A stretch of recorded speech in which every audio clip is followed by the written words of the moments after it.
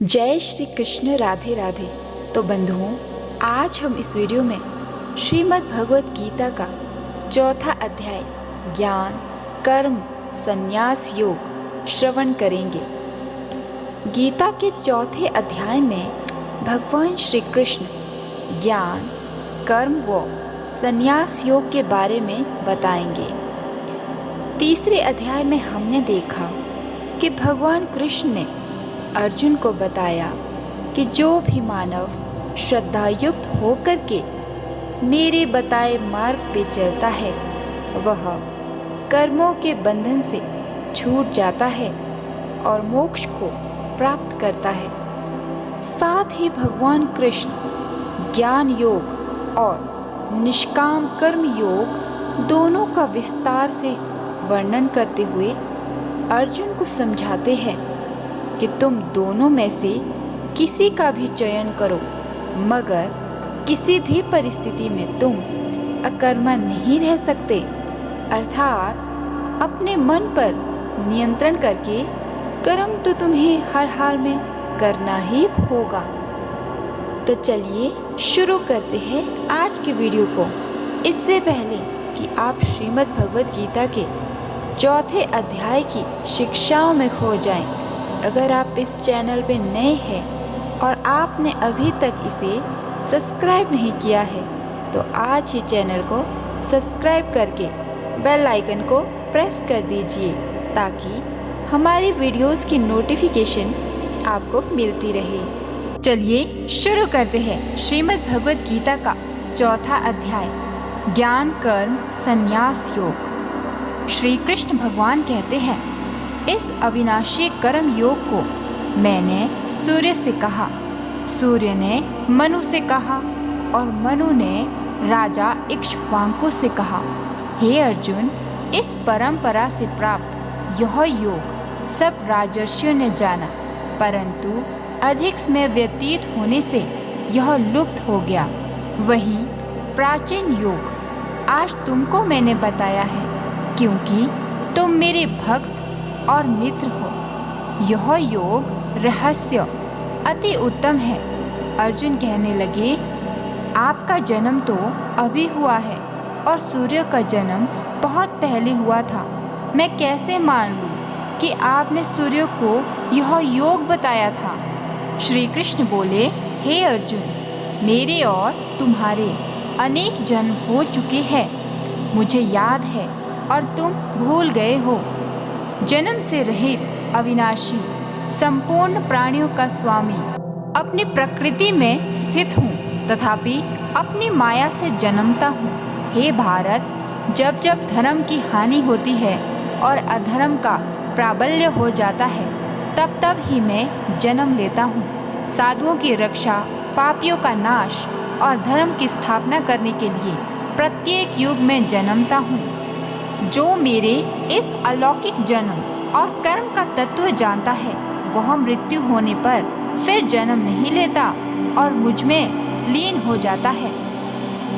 इस भांति मोह, भय और क्रोध को त्याग कर मुझ में भक्ति करके और मेरी शरणागति हो बहुत से मनुष्यों ज्ञान रूपी तप से पवित्र होकर मुझ में मिल गए हैं। जो जिस भाव से मेरा पूजन करता है उसको मैं उसी प्रकार का फल देता हूँ। हे पार्थ, मनुष्य सब प्रकार से मेरे मार्ग का अनुसरण करते हैं, अर्थात यह चाहे जिसकी सेवा करे वह मेरी ही सेवा है। मनुष्य लोक में कर्म सिद्धि की इच्छा करने वाले देवताओं का पूजन करते हैं, क्योंकि इस लोक में कर्म की सिद्धि शीघ्र होती है। मैंने चारों वर्णों की सृष्टि अपने अपने गुण और कर्म से की है। सृष्टि का कर्ता मैं हूँ, तथापि मुझे अकर्ता अविनाशी जानो। कर्म मुझको वृद्ध नहीं कर सकते, तथापि कर्म फल में मेरी कामना नहीं है।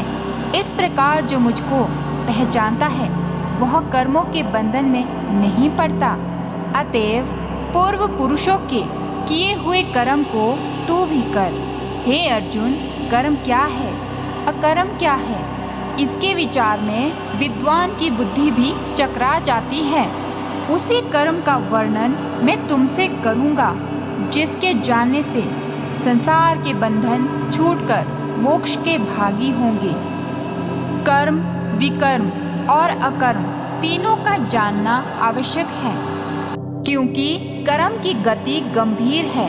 हे अर्जुन, जो कर्म करने की कोई कामना नहीं रखता है और जिसके समस्त कर्म ज्ञान रूपी अग्नि से भस्म निर्मल हो गए हैं, उसको पंडित कहते हैं। जो कर्म फल की आशा छोड़कर करता है और उसमें आसक्ति भी नहीं रखता है और निराश्रय ही संतुष्ट रहता है, ऐसा मनुष्य कर्मों में घिरा रहने पर भी मानो कुछ नहीं करता है। देव योग से जो कुछ मिल जाए उसी पर संतुष्ट रहता है। जो हर्ष, शोक आदि द्वंद्वों से मुक्त है तथा किसी से ईर्ष्या नहीं करता, कर्म की सिद्धि और असिद्धि में भेद नहीं समझता, वह कर्म करता हुआ भी उसमें नहीं बंधता।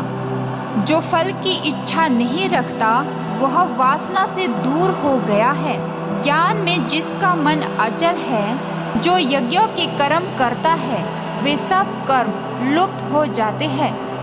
हवन करने का पदार्थ भी ब्रह्म है, आहुति देने वाला भी ब्रह्म है। इस प्रकार जिसकी बुद्धि में सब कर्म ज्ञान में है, उसको ब्रह्म प्राप्त होता है। कोई कोई कर्म योग देवताओं की पूजा करते हैं और ज्ञान योगी ब्रह्म रूप अग्नि में यज्ञ रूप से हवन कर परमात्मा का भजन करते हैं। कोई ऐसे हैं जो अपनी इंद्रियों को तथा कर्मों को संयम रूपी अग्नि में होम कर देते हैं, और कितने ही इंद्रिय रूप अग्नि में इंद्रियों के रूप शब्दादि विषयों को होम देते हैं। कितने ही लोग इंद्रियों के सब कर्मों को और प्राणों के कर्मों को आत्मज्ञान से प्रज्वलित संयम रूप अग्नि में होम देते हैं। कोई तो द्रव्य यज्ञ करते हैं, कोई तप यज्ञ, कोई योग यज्ञ और कोई स्वाध्याय और कोई ज्ञान रूपी यज्ञ करते हैं, और कोई प्राणामय में तत्पर रहने वाले योगी प्राण और अपान वायु में प्राण को रोकते हैं और प्राण वायु में अपान वायु का लय करते हैं। कोई आहार को निरंतर कम करके प्राण को होमते हैं। वे यज्ञ वेता है और यज्ञ से ही इनके सब पाप नाश हो जाते हैं।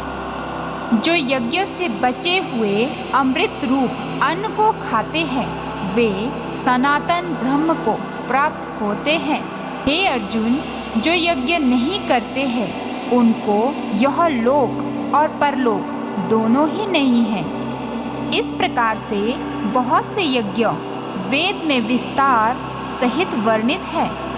इन सबको कर्म से उत्पन्न हुए जानो। हे परंतप, द्रव्य में यज्ञ में ज्ञान यज्ञ उत्तम है। हे पार्थ, फल सहित सब कर्म ज्ञान में समाप्त हो जाते हैं। सो उस ज्ञान यज्ञ का तत्वदर्शी और ज्ञानी लोग तुमको उपदेश करेंगे, इसीलिए तुम उनकी सेवा करना और उनको विनय पूर्वक प्रसन्न करके ज्ञान यज्ञ जानना। इस ज्ञान का लाभ प्राप्त करके तुमको ऐसा मोह फिर नहीं होगा। इसी ज्ञान से समस्त प्राणियों को तुम अपने में और मुझ में देखोगे। यदि सब प्राणियों से भी अधिक पाप करने वाला हो, तो भी ज्ञान रूपी नौका से ही सब पाप रूपी समुद्र को पार कर जाओगे। हे अर्जुन, जिस प्रकार प्रज्वलित अग्नि लकड़ी को जलाकर भस्म कर देती है, वैसे ही ज्ञान रूपी अग्नि सब कर्मों को भस्म कर डालती है। इस लोक में ज्ञान के समान पवित्र और कुछ नहीं है। यह ब्रह्म बहुत काल पर्यंत कर्म योग से सिद्ध हुए पुरुषों को अपने आप ही प्राप्त होता है। जो श्रद्धावान पुरुष इंद्रियों को जीतकर ब्रह्म ज्ञान में लगा रहता है, वह ज्ञान को प्राप्त करता है और ज्ञान को पाकर अल्प समय में शांति को पा जाता है। अज्ञानी, श्रद्धा रहित और जिनके मन में संदेह है, ऐसे जो पुरुष है वह नष्ट हो जाते हैं। जिनके मन में संदेह रहता है, उनको यह लोक परलोक और सुख कुछ भी प्राप्त नहीं होता। जिसने परमेश्वर आराधना और निष्काम कर्म योग के आश्रय से कर्म बंधन त्याग दिए हैं, हे अर्जुन, उस आत्मज्ञानी पुरुष को कर्म बंधन नहीं बांधते। अतएव अज्ञान से उत्पन्न हुए चित्त के इस संशय को ज्ञान रूपी तलवार से काटकर मेरे बताए हुए कर्म मार्ग को करने के लिए प्रस्तुत हो जाओ। तो बंधुओं, ये था श्रीमद् भगवत गीता का चौथा अध्याय। और अब श्रीमद् भगवत गीता के चौथे अध्याय का महात्म्य श्रवण करते हैं। श्री भगवान बोले, हे लक्ष्मी, जो पुरुष श्री गीता जी का पाठ करते हैं, उनके स्पर्श मात्र से अधम देह छूटकर मुक्ति को प्राप्त होता है। लक्ष्मी जी ने पूछा, हे महाराज, श्री गीता जी के पाठ करने वाले को छूकर कोई भी जीव मुक्त हुआ है? तब श्री भगवान ने कहा, हे लक्ष्मी, तुमको मुक्त हुए की एक पुरातन कथा सुनाता हूँ। भागीरथी गंगा जी के तट पर एक काशीपुरी नगर है। वहाँ एक वैष्णव श्री गीता जी के चौथे अध्याय का पाठ किया करता था। एक दिन वह साधु वन में गया। वहाँ बेरियों के 2 वृक्ष थे, उनकी बड़ी छाया थी। वह साधु वहाँ बैठ गया और बैठते ही उसको निद्रा आ गई। एक बेरी से उसके पांव लगे और दूसरी के साथ सिर लग गया। वह दोनों बेरियां आपस में कांपकर पृथ्वी पर गिर पड़ी। पत्ते उनके सूख गए। परमेश्वर की इच्छा से वह दोनों बेरियां ब्राह्मण के घर पर 2 पुत्रियां हुई। हे लक्ष्मी, बड़े उग्र पुण्यों के करने से मनुष्य देह मिलती है। फिर ब्राह्मण के घर जन्म लेकर उन दोनों लड़कियों ने तपस्या करनी आरंभ की। जब वह दोनों बड़ी हुई, तब उनके माता पिता ने कहा, हे पुत्रियों, हम तुम्हारा विवाह करते हैं। तब उन दोनों ने माता पिता से कहा, वह विवाह नहीं करेगी। उनको अपने पिछले जन्म की खबर थी। वह जाति में सुंदर जन्मी थी। उन्होंने कहा, एक हमारे मन में कामना है, परमेश्वर वह पूर्ण करे तब बहुत भली बात है। उनके मन में यही था कि वह साधु जिसके स्पर्श करने से हमारी अधम देह छूटकर यह देह मिली है, वह मिले तब बहुत भला है। इतना विचार कर दोनों लड़कियों ने माता पिता से तीर्थ यात्रा करने की आज्ञा मांगी। तब माता पिता ने तीर्थ यात्रा की आज्ञा दी।